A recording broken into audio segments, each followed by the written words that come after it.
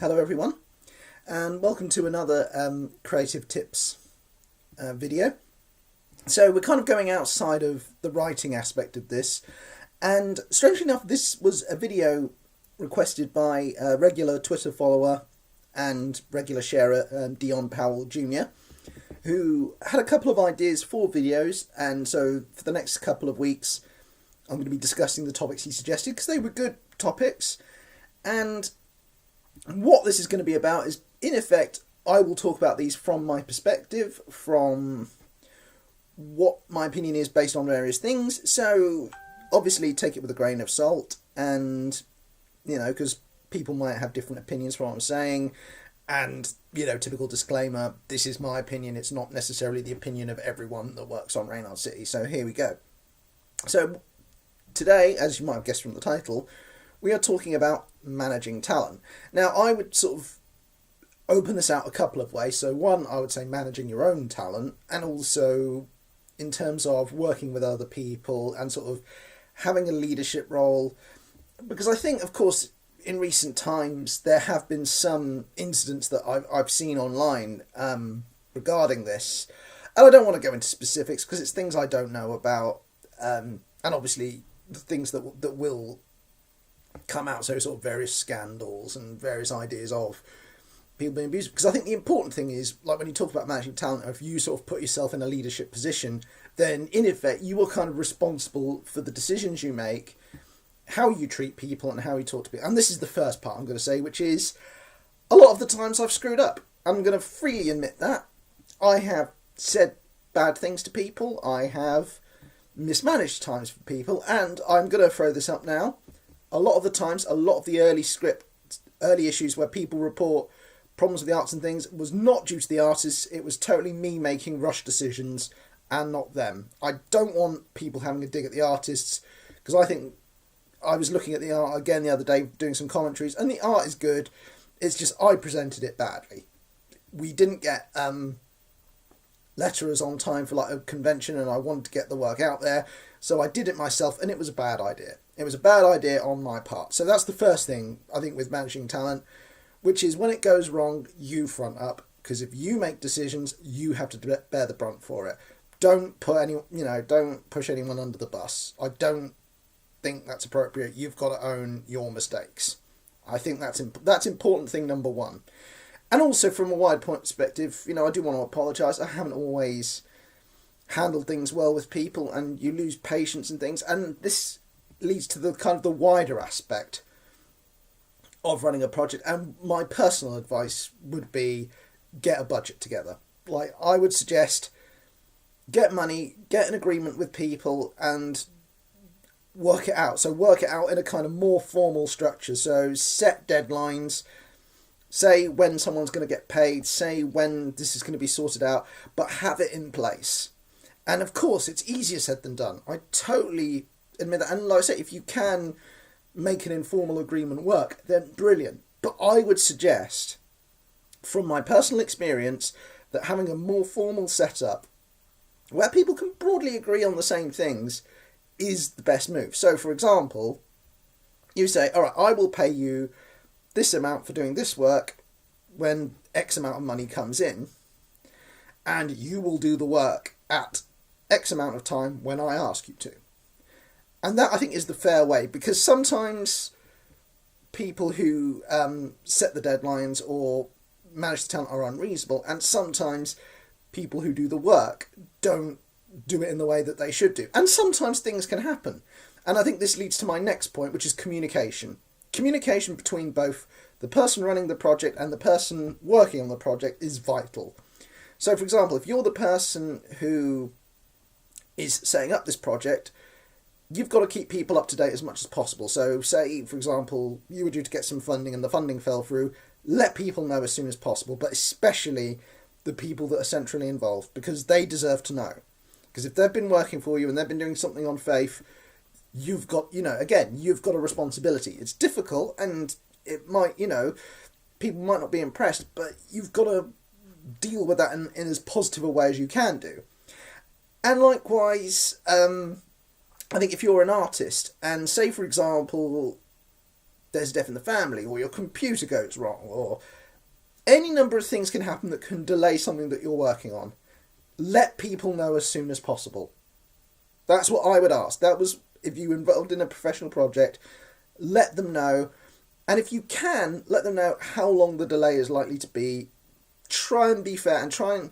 Obviously, if you're going through a tough time, it can be difficult, it can be stressful. But I do think there has to be sort of responsibility on both sides. That is my opinion.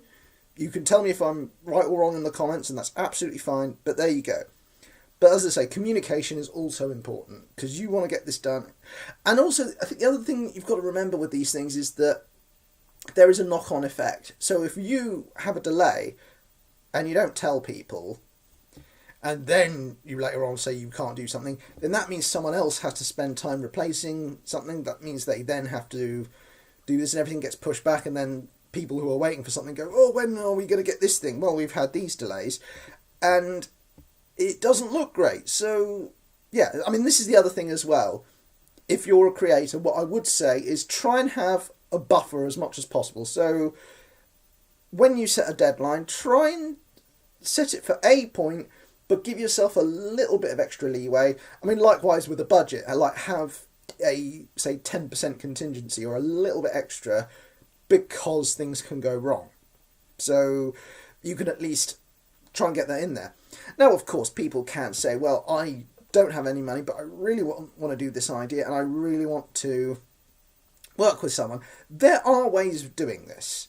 There are ways, but it's very important that you agree mutually and you both know what you're getting from it. So, for example, I mean, the term exposure has got kind of a dirty name recently, and I think there are some organisations that really take the mick with this, and I'll admit, I've made this mistake in the past, and I think the crucial thing again is don't make promises you can't keep. I think that is the biggest lesson I've learned, and I think it's really, really important.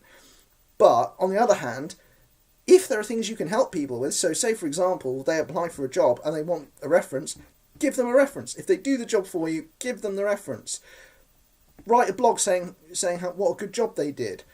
If they have a Kickstarter or something, support their Kickstarter. Again, post about it. Don't just call it exposure. Give specific grounded examples and say, I did this, this and this for this person. I will happily do that for you. If you do what you say you're going to do. Because this is the thing. I think it's vital that there's mutual agreements as much as possible. And I think this is the thing. And I think it's about being fair about these things. I think it's about working together as much as possible. And I think the thing is with that is, I think both parties have to be aware of what one wants from the other.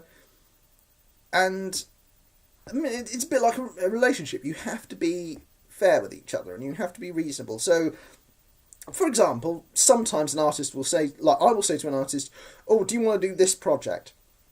And they will get back to me and say, well, I've looked at this and I'm sorry, I can't commit this time to it, so I can't.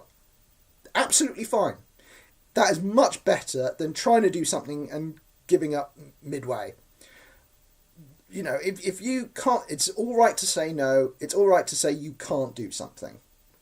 I mean, equally, as I say, it's fair enough. If someone says to you, I can't, get back to me at such and such time, that's fine. Wait it out. I mean, that's the other thing as well. It's that fine line between not bugging people, but you want to get stuff done as well. So I think if anything is taken from this video, balance is the key.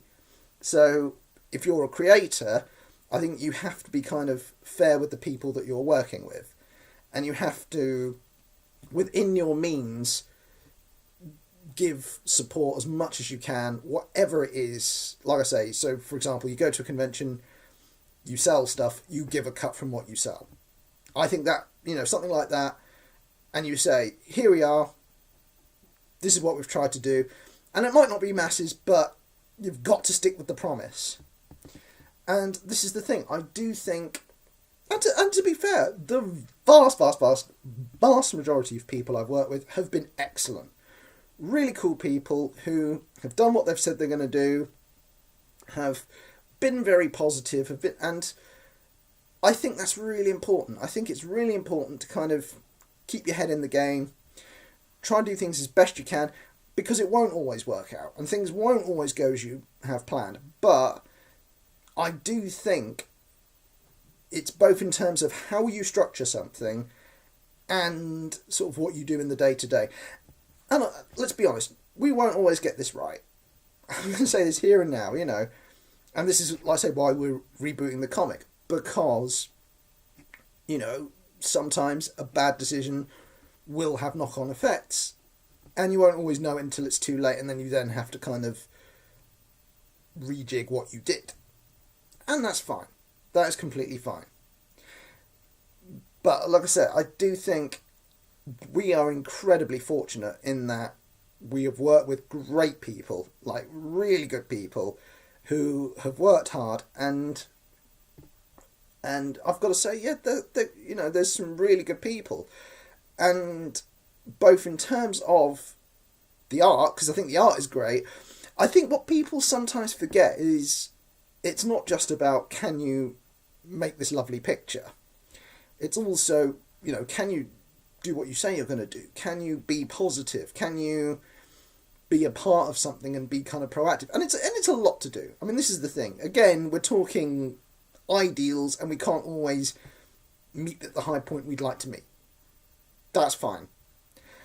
But like I say, we've got lots of people that, I mean, and like what I say, I love the fact that we've worked with people from all kinds of different things. So cosplay, artists, merchandise producers, lots of brilliant different people who all have these incredible skills. And this is the thing, don't get me wrong, I want the comic to be great, and first and foremost the comic is the priority. But with the talent involved, I think it's nice if you can use that to kind of boost people. So there's also the wider argument of using local printers, using local merchandisers, you know, supporting local independent cafes, all the rest of it. I think that's all important as much as possible, because like I say, you can't, there's a limit to what you can do, and so, yeah, sometimes you are going to have to pop to the shop. Sometimes, you know, it will stop off somewhere, and, you know, you're not dirty or anything for it. But I'm talking from a wider sense of having something like I say, when I talk about managing talent, it's about everyone on the same level. Like, it's a bit like that ending of Lord of the Rings, you know, you bow to no one. You know, if you are the person in charge, you're no bigger than anyone else. But likewise, if you're the person working on it, you're not bigger than anyone else either. You know, and I think for me this is the crucial thing, which is that everyone who works on Reynard, everyone who sort of contributes, who shares, who assists in any way, like, I am super grateful for it, because it's a project I love. It's something that, for whatever reason, it doesn't go away. I always want to put it out there, I always want to share it, and I love seeing people discover it. I love people wanting to be a part of it. And can we do better? Of course we can. Anyone can do better. But this is the crucial thing. We are going to try and do better. And once this reboot is out, like I say, the artwork looks phenomenal. But we've got various stuff out there as well. So, for example, before we head off, I just want to talk about the Patreon. So, we have got a new audio story that's been up for a month with Hayley Evanett, who's done some terrific voice work on there. And next month's is going to be another great actor, Marie Cooper, who's tremendous. I am looking at other possible actors as well for future episodes. I've got to say that and a number of other things are dependent on how much money we get in. So if you want to support this, and we will also be doing a new crowdfund campaign as well, which I'll be telling the Patreon people about first, but we will be doing like a bigger video on that soon. And yeah, if you want to book our Patreon, it's patreon.com/Reynard City. And as we said at the start, so big thanks to Dion for this, and like I said, there'll be another video next week. We're going to be talking about shared universes, which is going to be fun, because again, we can talk about a bigger thing and about how this works and what we can do to kind of make that work. Because there are challenges, I think, involved in making a shared universe work, and how Marvel can do it in a way that others can't. So I think that would be a fun thing to talk about. I mean, but like I say, comment below. Tell me what you think of shared universes. Tell me how you think a shared universe should work. Also, just for fun, what shared universe would you like to see Reynard City be a part of? And tell me, give us a little insight as to how Reynard City would enter any shared universe you like. That's the thing. It could be Transformers, it could be DC, Marvel, comment below, anything you like. Anyway, thank you very much for listening. I hope you all have a lovely whatever it is you're doing, and much love. Bye!